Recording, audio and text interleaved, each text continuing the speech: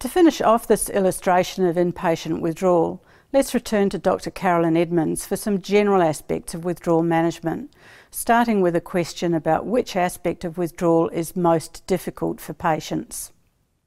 I think for most of them it's actually dealing with craving, which is really tricky, because we can manage most of the physical symptoms quite well. We can manage the physical symptoms of opioid withdrawal, for example, well. We can manage alcohol withdrawal well because we have good medications to counter the effects, but often it's the craving that people find hard to cope with.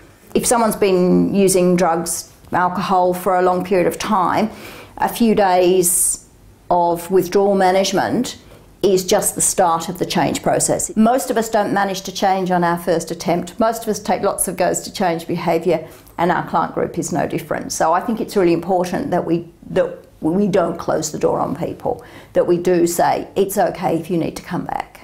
I think people have to be ready to engage in treatment. I mean, the only person who can change is the individual. Any of us who has tried to change behaviour knows that people telling you to change doesn't actually make you change. You know, you've actually got to be part of that process. Now, by encouraging people into treatment and making treatment more available, I think that's a good thing. Forcing them into treatment, coercing them, I think that becomes much more problematic, because if they don't buy into the process, then the chances of change, I think, are much less likely. Key points about managed withdrawal identified in this video were: inpatient, medically supervised withdrawal provides a safe, quiet environment with appropriate medication and monitoring. Craving is the most difficult aspect. No in-depth counselling is provided until withdrawal is complete, and it is important to plan aftercare during withdrawal.